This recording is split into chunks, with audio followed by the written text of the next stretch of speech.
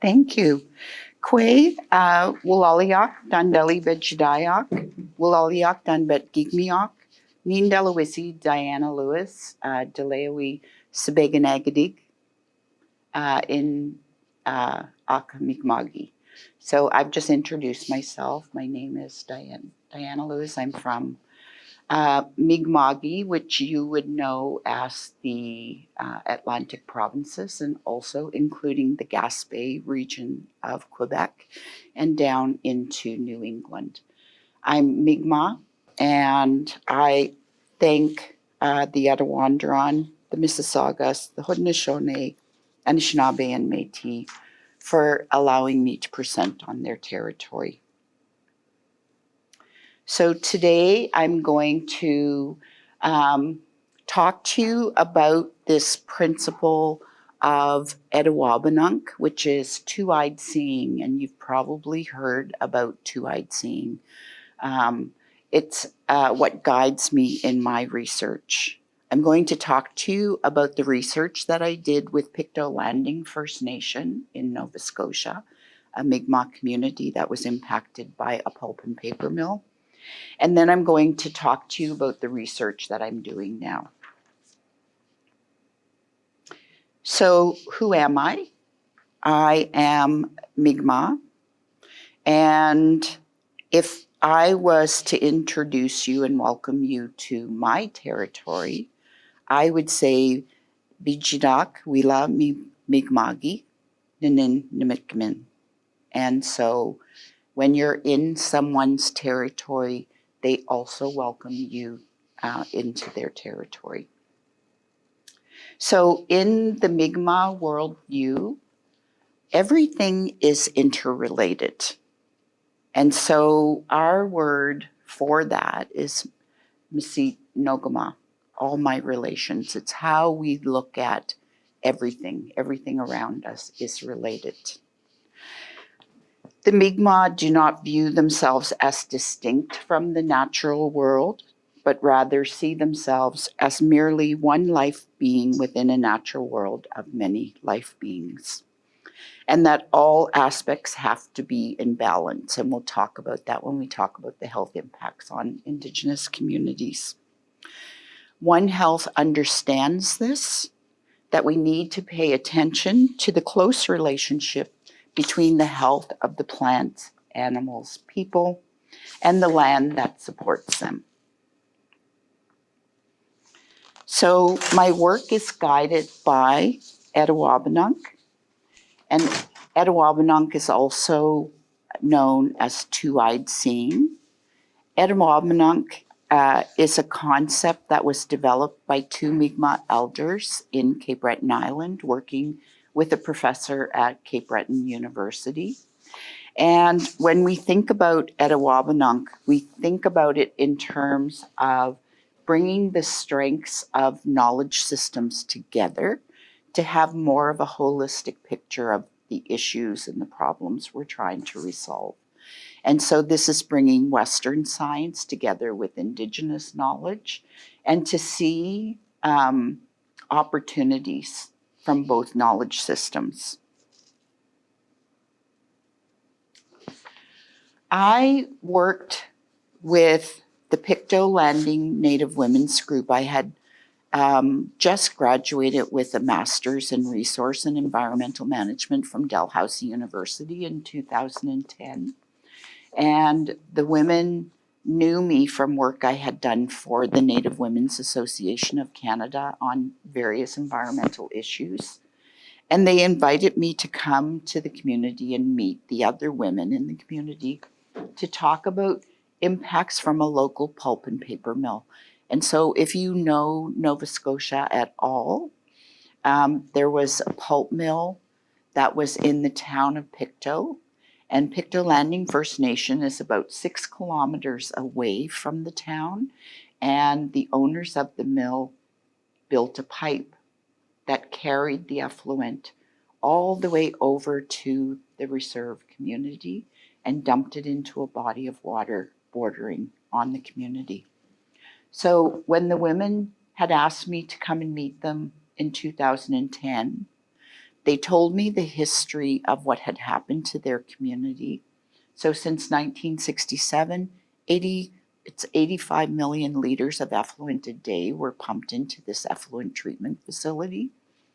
In 1993, the federal government mandated an environmental health monitoring committee to oversee the health of the community, to oversee the health of the air, the water, the land.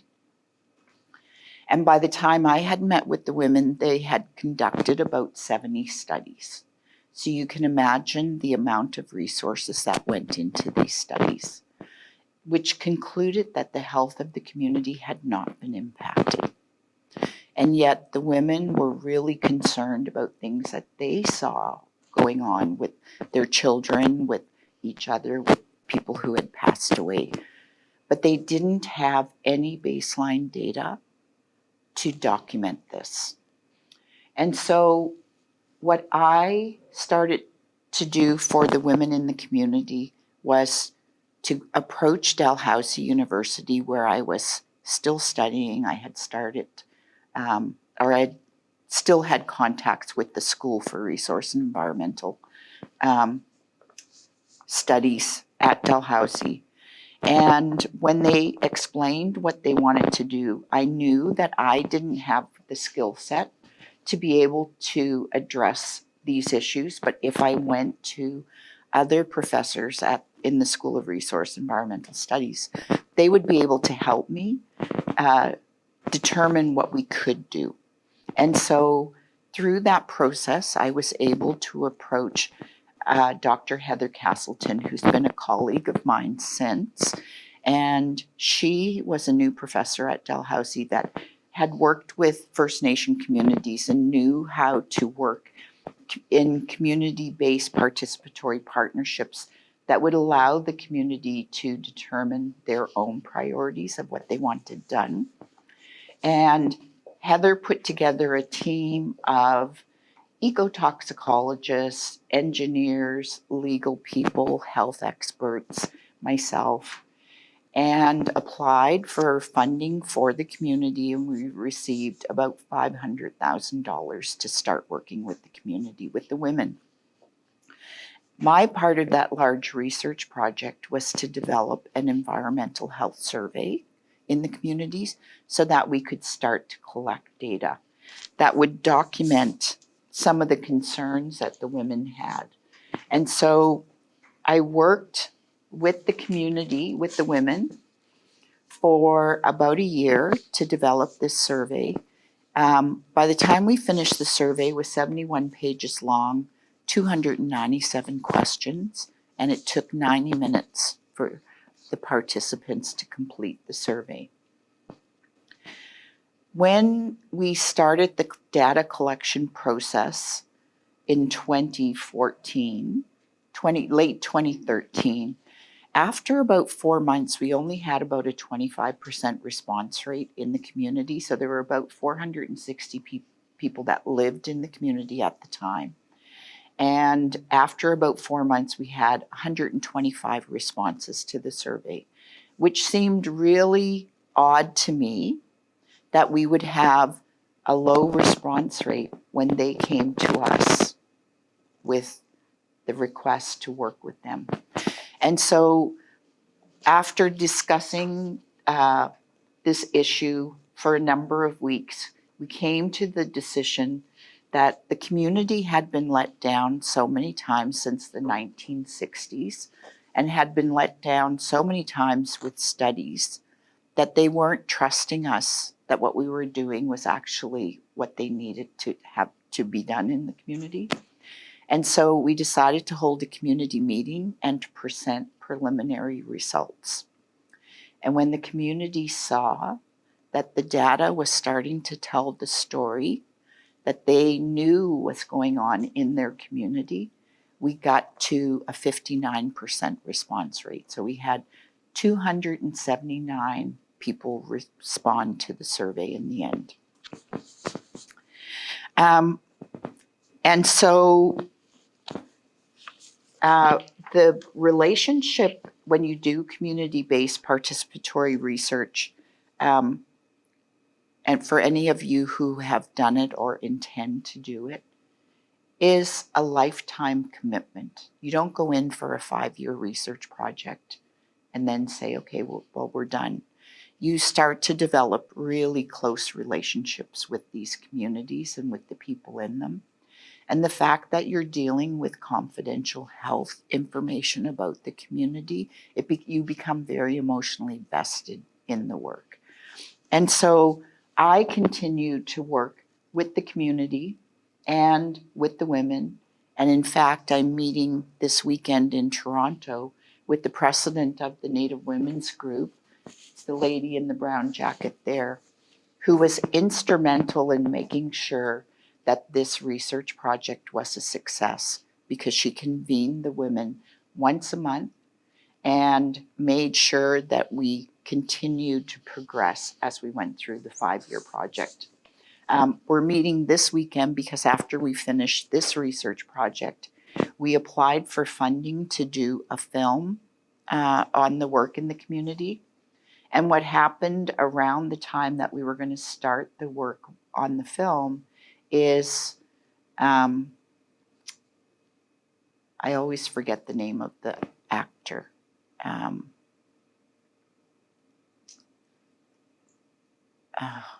Anyways, there was a film that came out, and it's called Something in the Water, I think.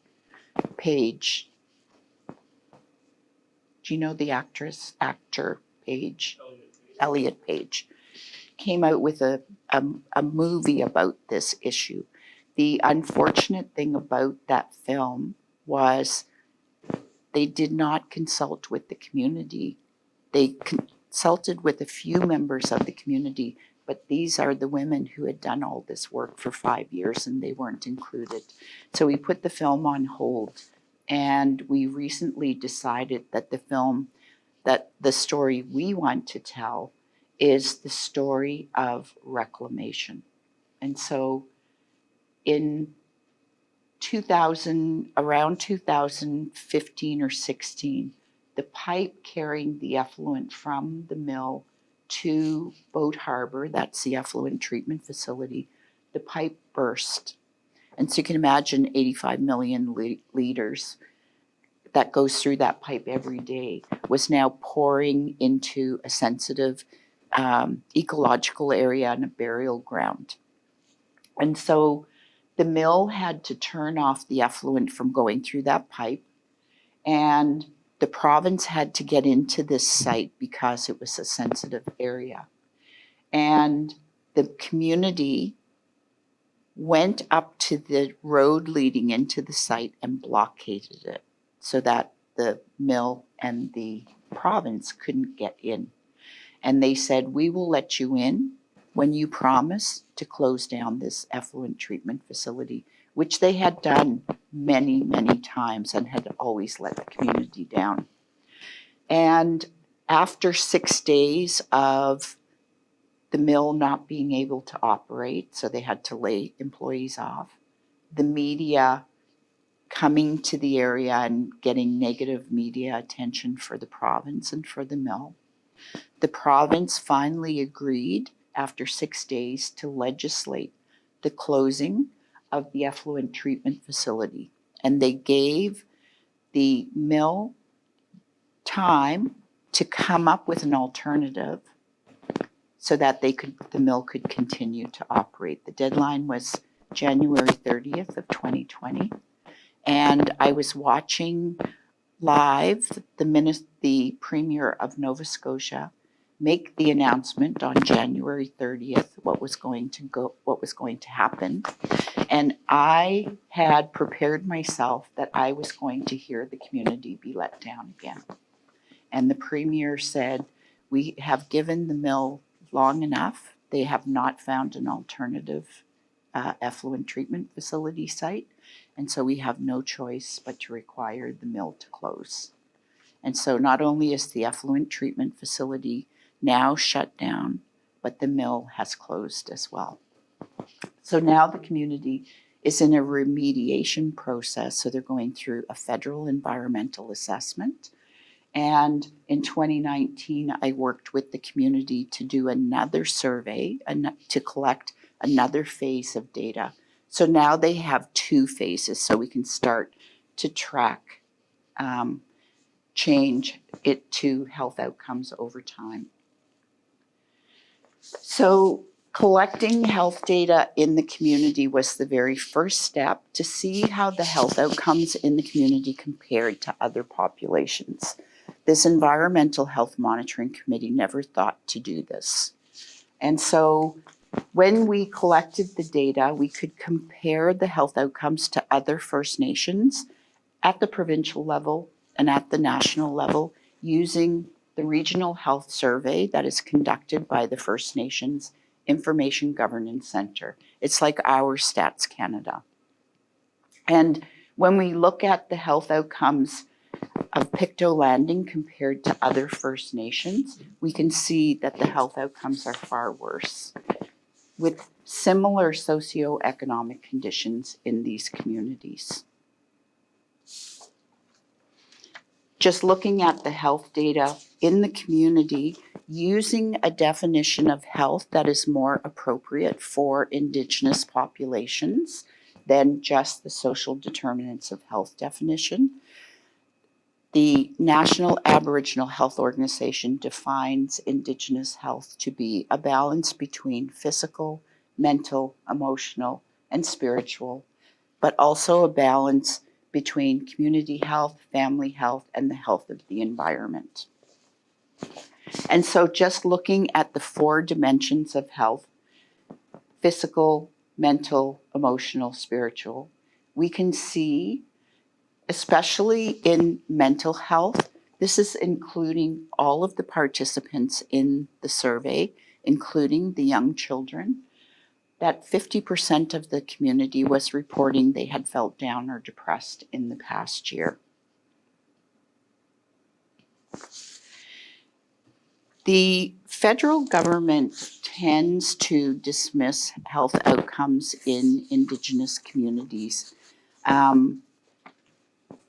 That the poor health outcomes are because Indigenous people don't enjoy the same levels of employment or the same levels of education.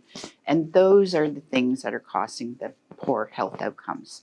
So I wanted to interrogate that argument to see, does that argument stand in Pictou Landing First Nation? And so I went to the Canadian Community Health Survey, which is health data that's collected every 5 years for the non-Indigenous populations.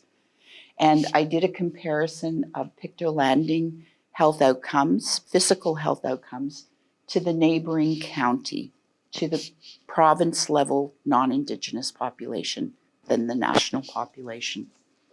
And from the results, you can see that with higher education, Pictou Landing still had far worse health outcomes than the county, which had similar population to the community. But the county had very similar health outcomes to the provincial and national levels. And if we look at working, despite people working in the community, they also have far worse health outcomes than the neighboring county. And the neighboring county is very similar to the provincial and national health outcomes. So had the Environmental Health Monitoring Committee even looked at health from a social determinants of health perspective, they would have noted that there was something seriously going on in that community. This is just a very brief overview of the data that I collected. It's just to tell you a story of how health is poorly understood in Indigenous communities. And so thinking about the definition of Indigenous health, that Indigenous people are meant to have healthy relationships with their environment, that we believe we are related to aspects of the environment, that we have a responsibility to keep the environment healthy. We asked the question, and we had heard this over and over and over from the women, that people were really afraid to go out. They were afraid to let their children outside. They were afraid of their medicines. They were afraid of the berries. They were afraid of the water. And so we asked people, are you afraid of the air, land, and water around you? And in an Indigenous epistemology and ontology, we are not meant to be afraid. So when you ask that question, you can see that when people are afraid, the difference in those who are reporting good to excellent health. You can see the impacts of people who report that they're feeling down or depressed. You don't see it so much influencing emotional health. And when I went to the literature, I found that people actually use a sense of humor as a coping mechanism. And that in Amjuang, which is the reserve that sits in the middle of Chemical Valley in Sarnia, when the alarms sound, they all laugh because it's just the way that they cope with the stress of what's going on in the community. So one of the stories that the elders in the community shared, and whether they would share it in a group or individually, it was always the same story and always the same emotional, mental reaction. The elders would start to cry, they would start to sob about the story of the first few days after the effluent started to flow in 1967. They go down to the shores of what they called Aseg.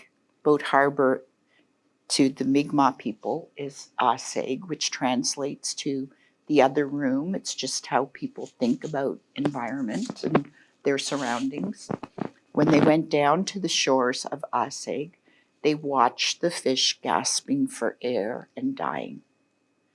And as they recalled this memory, you could see the trauma that they were reliving. And so it took me some time, actually 2 or 3 years, to take Mi'kmaq as my language requirement and to start to do research on the Mi'kmaq language to get to the words that would convey Mi'kmaq epistemology and ontology and axiology. Like, we have all those same things. We don't call it that, but in order to translate the concepts according to the principle of Etawabanunk, we convey so people can understand. So when we think about when Aseg was healthy, the place of creation or nature in Mi'kmaq is Gisult Melkigoden, translates to the place of creation. Wedgie Skalyanik conveys where we believe we come from. We believe we sprouted from the land. Teal Nuoltik is how we learn to be Mi'kmaq, how we learn to be who we are culturally. Nadugalim is how Mi'kmaq learn their values and norms, how to conduct themselves on the land. And what happened when the effluent started to flow, everything that we knew was disrupted within 3 days. And so when we talked to the elders, they would talk about how jarring that was, how immediate and just overwhelming that was for the community. And the community very quickly sank into what they say is dysfunction, that families weren't getting together anymore, the community wasn't getting together, people became very depressed and afraid. And so you can imagine, as Mi'kmaq people who need to have healthy relationships with the land, the water, the air, the environment, the animals, the plants, when you can't do that, what that does. And so what I was able to do in that research was to show and convey a way that that community was impacted, not only using Western science, but also using Indigenous knowledge. And for the first time, to be able to have government sit and say, oh, we see what you're saying now, we understand. So the research has been really important in terms of the research that I continue to do. And I don't know that many of you would have been around to come to the interview when I was interviewed here at Guelph quite a few years ago now. I hadn't actually gotten to this point with my research. So in the past few years, I have been able to apply to the Canadian Institute of Health Research to secure additional funding that we can take the model that I developed for Pictou Landing First Nation and apply it now in different cultural contexts, in different situations, to see if that model works in these different contexts. So now I am working with Chipewyan community, Athabasca Chipewyan. Chipewyan is a Dene community. Mikisew Cree First Nation, Fort Chipewyan Métis Local. These are all up in Fort Chippewa in northern Alberta. And Oneida Nation of the Thames, a Haudenosaunee community here just south of London. So I went up to Fort Chippewa about a month ago, but the relationship that I have been developing with this community has been going on for probably about 3 years. And it was the first time that I went up to the community because of COVID. I couldn't get up there.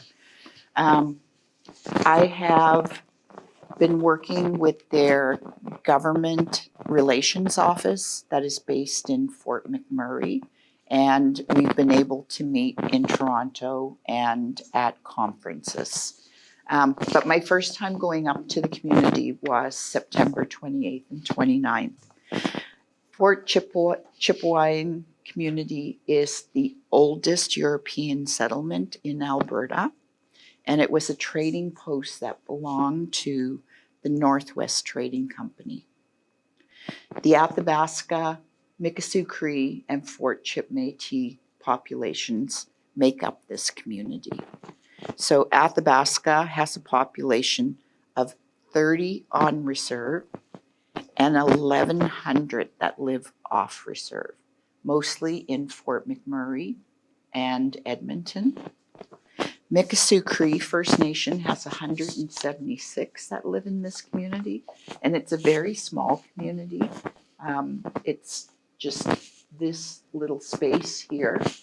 There is no year-round road access. It's a fly-in community with a winter road. So Mikisew Cree First Nation has 176 individuals on reserve and 2,400 that live off reserve. Fort Chip Métis has 125 members that live in this community. The 2016 census puts the population at 852 in this community. So for those of you who may not know where Fort Chippewa is, it's on Lake Athabasca, about an hour plane ride north of Fort McMurray. It also is within the Wood Buffalo National Park. And so this community is really concerned about the impacts of hydro development. They're really concerned with the impacts of the oil sands around Fort McMurray and the impacts that those developments have on the Peace Athabasca Delta. So the Wood Buffalo National Park is something they're very active in trying to protect from the impacts of this development.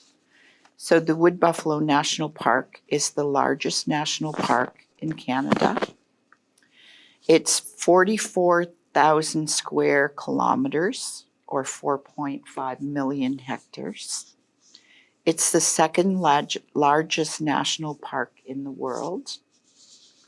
It's one of 8 UNESCO World Heritage Sites in Canada.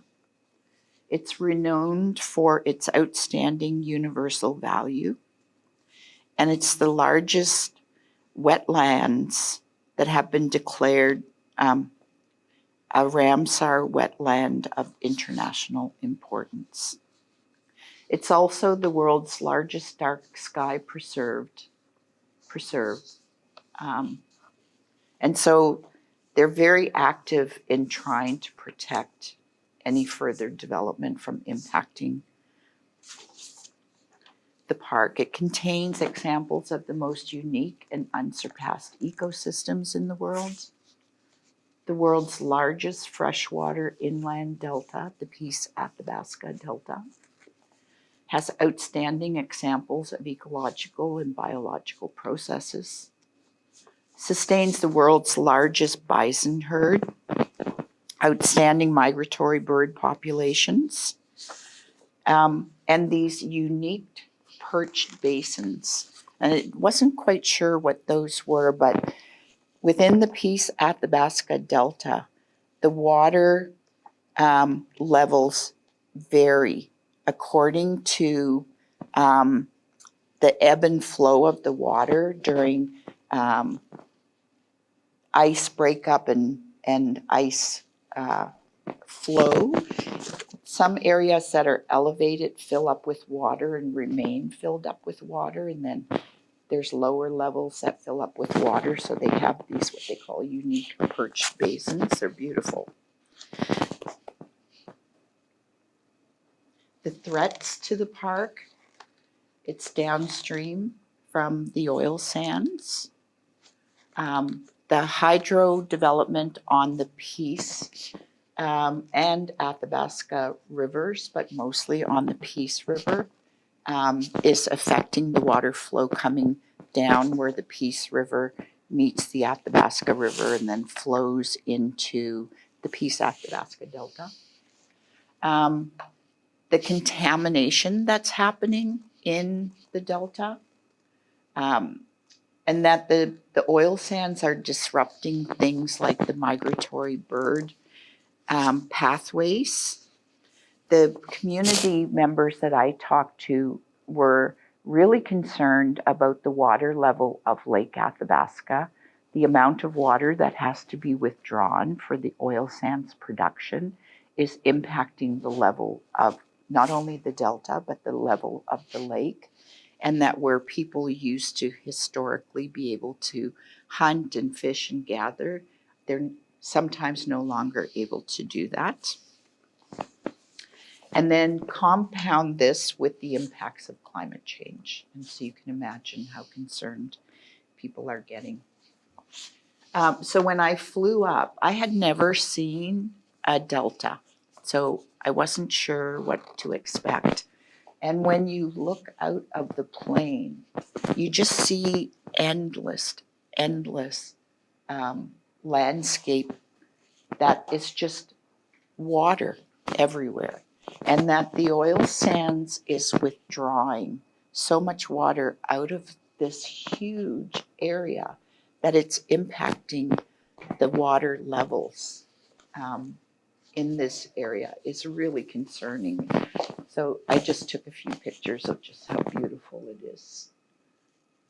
And then coming back into Fort McMurray, I was told to keep an eye out the window of the plane that I might be able to get some shots. And they're not very clear, but it was dusk when we were flying into Fort McMurray.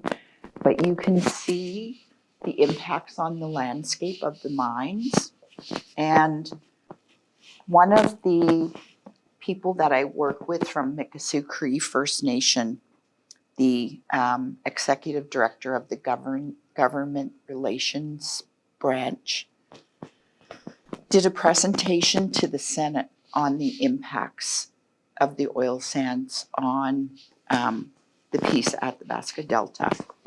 And she confirmed to the Senate that if you were to take the tailings, which is a really big issue right now, how to deal with the tailings from these mines, if you were to fill Olympic-size swimming pools with the tailings, it would stretch from Fort McMurray to Australia.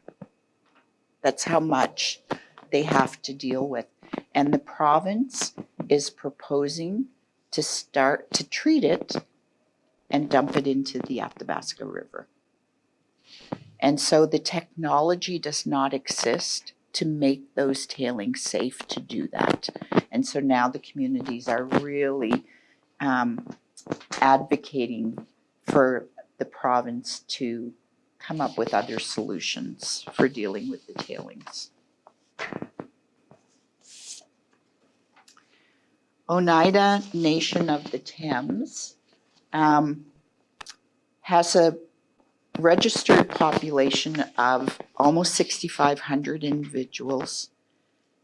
2,200 live off reserve, 4,200 live off reserve, mostly in London, Windsor area.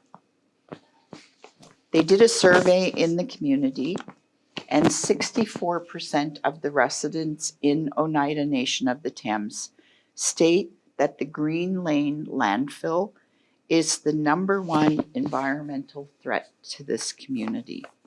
So this community was established in 1839. It's not a reserve. It's not lands reserved for Indians. It's not crown land. It's land that was purchased by the ancestors of the current members of the community. If you know anything about the history of the US and Canada, that a lot of the Haudenosaunee came to Canada from New York State, and this is one of the communities. The Green Lane landfill is situated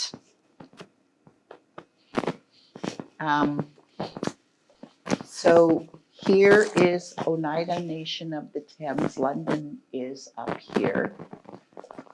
Munsee is another First Nation, and Chippewas of the Thames First Nation. I'm working with Oneida Nation of the Thames. This is the 401. That's the 402 up there. It takes about 25 minutes to drive from London to get there. The City of Toronto drives every day their garbage and dumps it right here in the Green Lane landfill. The landfill has a capacity of 18 million tons, and it's almost at capacity. It has another 5 million tons more that it can handle. The terms of reference for the landfill states that it can operate until 2025 when it hits capacity. But the City of Toronto's long-term waste management strategy states that the city intends to keep the landfill operational to 2040. The waste management strategy states that the city intends to reduce the output up to 500 tons per year, and that they would reduce that even further by another 200 tons per year by 2026 in order to extend the life of the landfill site. And this is the #1 concern with the community. I started to meet with the community. I started building my relationship with the community in 2018.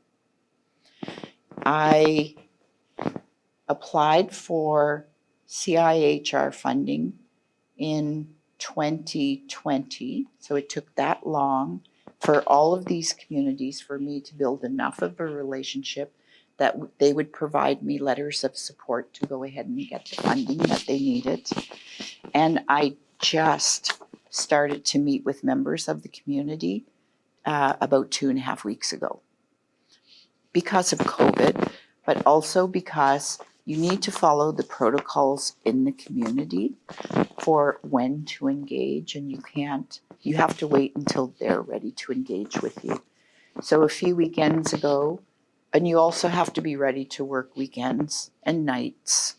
And if they need to change a meeting, you have to be really flexible. If there's, deaths in the community, you have to reschedule. There's a lot of protocols about working with the communities. And so a few weeks ago, I was invited by the clan mothers to come and present to them. And had I have known I was presenting to the clan mothers, who are the traditional decision makers in the community, I would have been terrified. I didn't know that until after I had finished my presentation. And after I finished the presentation, they said, yes, we're going to do this. We're going to go ahead with the survey. And so on Sunday, I was down there and we've started to develop their survey instrument. The Pictou Landing Native women have given permission for all of these communities to use the work that they've done as a baseline to get the work that they need done in their communities. So that was really positive development and a lot of enthusiasm. And oddly, like Pictou Landing First Nation, it's the women in the community who are taking the lead on getting the work done. So this is an aerial view of what the landfill looks like, and the people in the community that live nearby. There are people that live in this vicinity that say they can't get away from the odors from the landfill.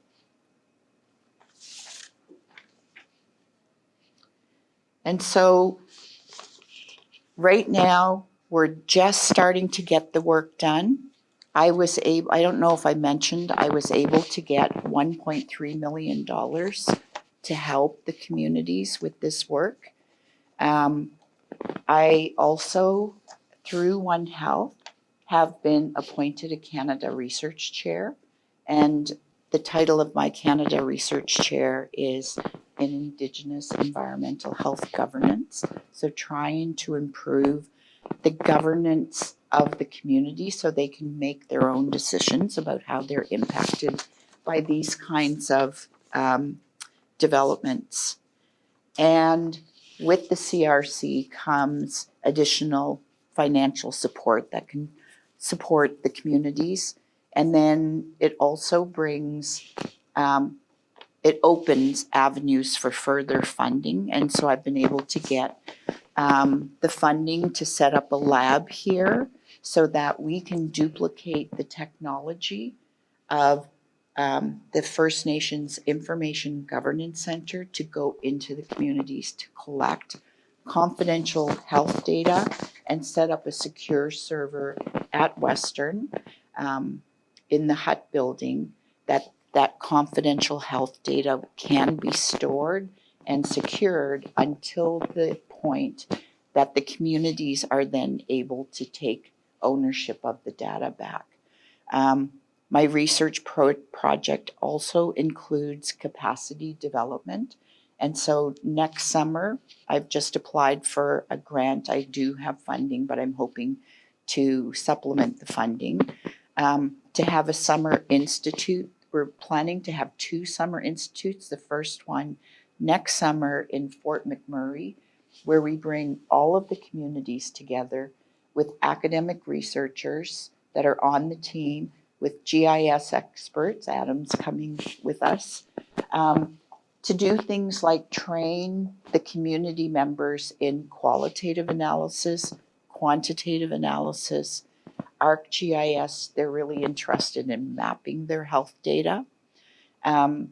We're going to start focusing on economics, the economics of development. If you know anything about environmental impact assessment, when a project is given approval, it's from the time the project is approved until the project winds down. And that's considered like the life cycle of the project.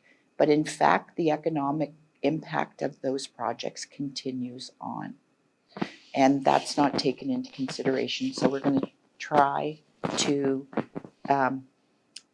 affect that consideration. And then we're also starting to look at children's environmental health, because there are impacts that happen early in the life of a fetus or a young child that don't manifest until adulthood. And we don't really understand that as well.